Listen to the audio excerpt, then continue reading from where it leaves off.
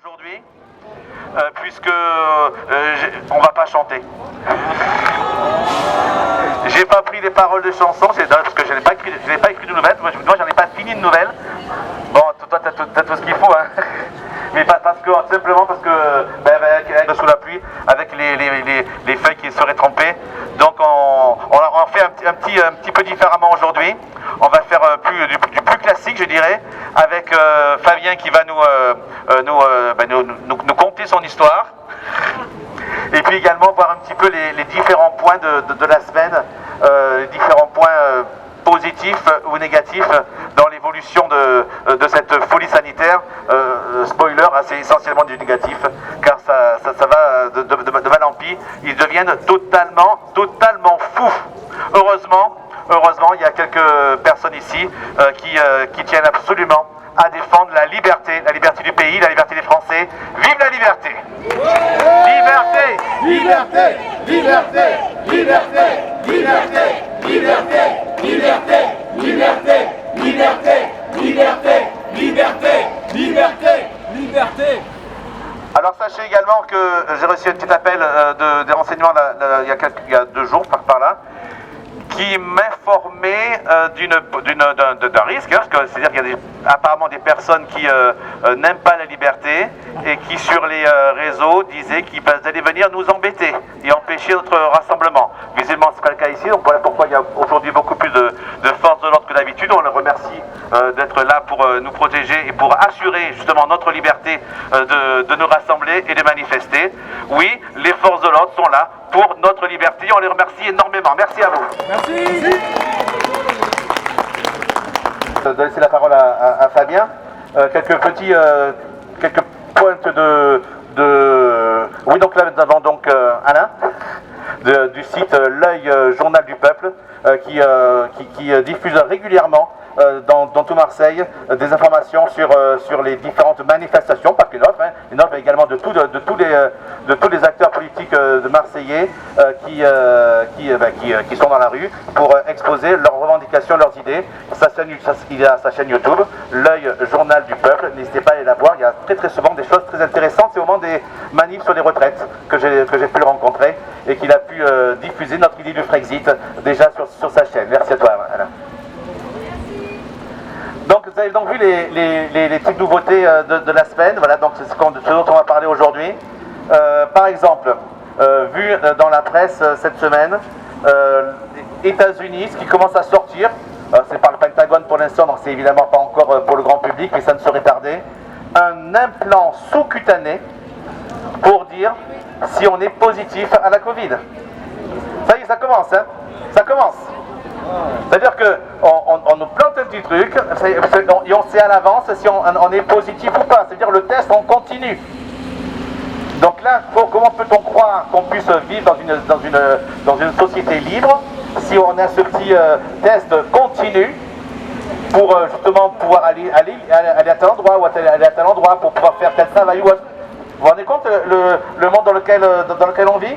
Ça, par exemple, lorsqu'on en parlait il y a 6 mois, c'était de la science-fiction et c'était surtout des complotistes qui disaient ça.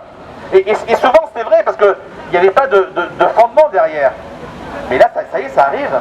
On a vraiment envie de nous créer ce monde parallèle, ce monde orwellien, ce monde 1984, ce monde où on est totalement contrôlé, surveillé à longueur de temps. Alors nous appelons exclusivement à la liberté. Liberté! Liberté! Liberté! Liberté! Liberté! Liberté! Liberté! Vacciné. Non, c'est pas vrai ça. Est-ce qu'on peut parler là de liberté vaccinale? Est-ce seulement que vous voulez? Non. Le vaccin, moi je dis pourquoi pas. S'il y en a qui ont envie de se l'injecter, ils font ce qu'ils veulent. Et ceux qui veulent pas, liberté vaccinale. Liberté vaccinale! Liberté vaccinale! Liberté vaccinale! Liberté vaccinale! Liberté vaccinale! Liberté vaccinale! Pour avoir invité chez lui du monde. Bon, c'est vrai, beaucoup de monde, 25 personnes, dans un petit appartement, un T2. ben, on ne connaît pas la taille des pièces. Enfin, mais néanmoins, dans quel texte est-il écrit qu'on est limité à un certain nombre de personnes chez soi? Dans aucun texte. Mais ils se sont fait comment Alors il fait un peu de bruit sans doute, et donc à la limite on peut très bien les poursuivre pour tapage nocturne. Les voisins n'ont pas apprécié et ont dénoncé. Donc on va envoyer dans quel système on retombe là. Attention, à côté de chez moi ils font du bruit. Oh, on s'en fout, on a l'habitude. Oui, mais ils sont 25, ils sont nombreux, ils sont plus de 6. Ah là c'est important, on y va et ils sont interpellés. Vous imaginez ça? Ce n'est même pas autorisé, cette interpellation. Il n'y a aucun texte. On est en train de tuer l'état de droit. Le texte ne veut plus rien dire. Le droit écrit, on s'en fiche. D'ailleurs même, il y a même d'autres cas où on disait, oui mais il y a le texte qui dit ça, mais le ministre à la télé a dit autre chose. Et c'est cette autre chose qui devient la règle. Non, l'état de droit, c'est le droit écrit, le droit que l'on peut contester devant les tribunaux. Et là, évidemment, il n'y avait aucune raison d'interpeller une telle personne. Et ça, vraiment, on est en train de tomber clairement en dictature. Dictature, dictature, dictature, dictature, dictature, dictature, dictature, dictature. Disons supérieur. On a fait une révolution pour ça. Peut-être qu'il en faudra en faire une deuxième très prochainement. Avant de continuer ces différents points qu'on a pu voir cette semaine et qui montrent à quel point la situation est grave tout de même, et voire même très très très grave. Et avant de donner la parole à Fabien, je voudrais donc juste vous dire à vous tous qui êtes venus aujourd'hui que la semaine prochaine, on en parle déjà, parce que c'est important de noter la date, nous nous retrouverons non pas le samedi, mais le dimanche après-midi, que je ne peux pas encore vous dire si nous serons à Marseille ou à Aix-en-Provence, puisque ça se dispute encore, mais de toute façon vous le saurez dans la semaine en suivant les informations des Patriotes. Mais sachez que nous aurons la présence de Florian Philippot qui sera avec nous.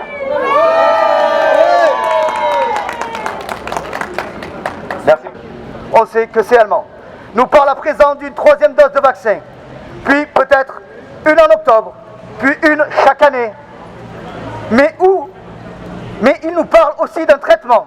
Qu'est-ce que c'est que ça? Ils sont capables de produire un traitement à la place d'une piqûre? L'ivermectine et l'hydroxychloroquine plus azithromycine ne fonctionnent pas, et d'un coup, en un clin d'œil, parce que la piqûre ne fait pas l'unanimité, on invente un traitement. À combien ce traitement va nous revenir? 500, 1000, 2000 euros? Arrêtons cette supercherie. Cela est inacceptable. Il y a encore bien d'autres questions à se poser, comme les nouveaux critères, taux d'incidence ou bien tension hospitalière, mais aussi le nombre de morts étiquetés Covid quand on rentre à l'hôpital malade jusqu'à leur mort. Il faut savoir que le taux de mortalité de 2019 était égal à 9,1 et que celui de 2020 à 9,9, ce qui équivaut au nombre de décès à 613 243 pour 2019 et 669 000 pour 2020, soit environ 55 000 de plus. Un chiffre qui laisse dubitatif quand l'on apprend que l'on atteint le soi-disant 100 000 morts de la Covid. Et maintenant, on arrive aux 3 dernières pépites, messieurs, dames. Véran a dit le 30 mars européen. Les personnes vaccinées sont aussi celles qui sont le plus exposées aux formes graves et aux décès en cas d'inefficacité initiale du vaccin, ou de réinfection post-vaccinale, ou de la virulence d'un variant. Le vaccin n'empêche pas de transmettre le virus au tiers. Et ça, c'est très très très important. Ça laisse tomber toute idée de passe sanitaire, ça. Le vaccin n'empêche pas la transmission de la maladie.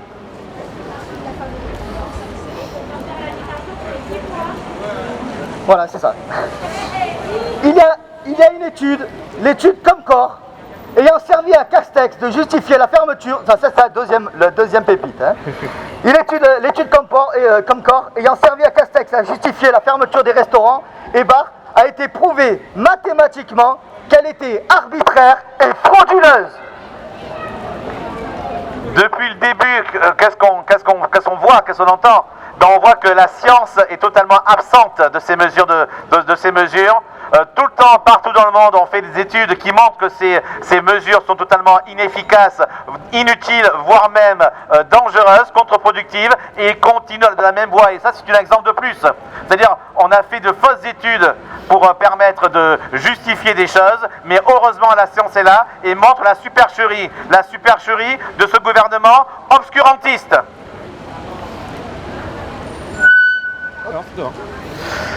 Et on arrive à la troisième pépite. Oui, lundi, le maintien des lignes aériennes avec le Brésil était imposé par le droit, selon le ministre des Transports. Mais, à présent, elles sont suspendues. Bizarre quand même, pour un État qui ne voulait pas fermer ses frontières en début de pandémie, il y a un réel problème avec les libertés que l'on nous attribue à partir de maintenant.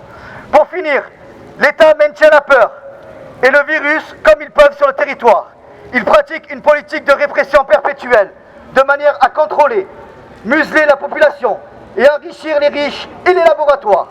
Ils veulent nous imposer le pass sanitaire, cette chose qui va mettre fin au secret médical, ficher et catégoriser les gens.